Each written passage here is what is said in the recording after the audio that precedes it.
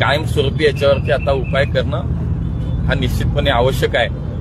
आणि म्हणून पुन्हा काही रमलर्सची व्यवस्था तातडीनं करणं असेल, सर्व्हिस रोडचा जो विषय त्याच्यामध्ये मग 2-3 एजन्सीज येतात, त्याच्यामध्ये PMRD येतं, त्याच्यामध्ये PMC येतं, त्याच्यामध्ये सार्वजनिक बांधकाम येतं, त्याच्यामध्ये NHAI येतं। तर यांच्याशी एक समन्वय त्यांच्यातला हा व्यवस्थित नाही होत का, तर तो झाला पाहिजे। मग उद्या तातडीने त्याची एक बैठक लावलेली आहे आणि तात्काळ काय करता येईल, तातडीने हे उपाय आपल्याला हे अपघात थांबवण्यासाठी काय करता येईल ते उद्या होईल। पण कायमस्वरूपी याच्यावरती उपाय म्हणून ज्यावेळेला मागच्या मी म्हणालो तसा जो मोठा अपघात झाला त्यानंतर माननीय गडकरी साहेबांनी याच्यामध्ये लक्ष घातलं होतं।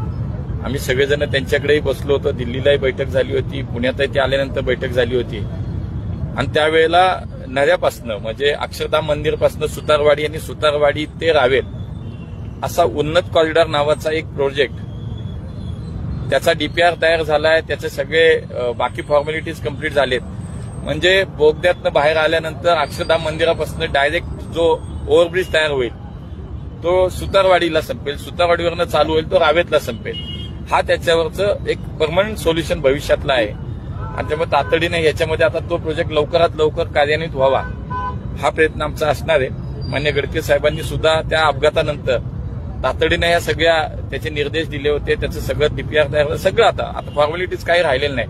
त्यामुळे त्या प्रकल्पाला मंजुरी जवळजवळ 6,000 कोटीचा तो प्रकल्प आहे। मी सातत्यानं आम्ही त्याच्यात त्यांच्याशी संपर्कात आहोत, यांनी त्याच्या अधिकाऱ्यांशी संपर्कात आहोत। पण कालचा प्रकार दुर्दैवी आहे, तो पुन्हा होणार नाही यासाठी तो एक कायमस्वरूपीचा उपाय तर नक्कीच करायचा आहे। पण आता तो तातडीनं त्याच्यामध्ये काय करायचंय, तर अधिकच्या स्पीड गन्स या ठिकाणी जास्त वाढवता येतील का, त्याच्यावर कारवाई होईल का, ओव्हरलोडेड जे ट्रक्स येतात ते खेड शिवापूरच्या टोल नाक्यालाच तपासले जातील का, आणि शिवाय अधिकच्या पद्धतीनं या ठिकाणी रमलर्स ठिकठिकाणी वाढवण्याची व्यवस्था, ह्या तातडीनं 2-3 गोष्टी करायच्या त्या सूचना दिलेल्या आहेत, ते तर होईल। पण कायमस्वरूपी उपाय हा त्याच्यावरचा जो मार्ग आहे त्याच्यावरती सुद्धा आम्ही काम करतो। आता हायवे अथॉरिटी सोबत काय बोलणं झालं का, त्यांनी याची दखल घेतली का? 100% नाही, आता त्यांचे अधिकारी इथं आहेत, त्यामुळे मी 2 प्रकारच्या गोष्टी आता आपण बोललो की एक तर तातडीनं याच्यावरती कमी वेळेमध्ये जे काय उपाय करता येईल अपघात रोखण्यासाठी ते केले पाहिजे। म्हणजेच खेड शिवापूरच्या टोल नाक्यावरती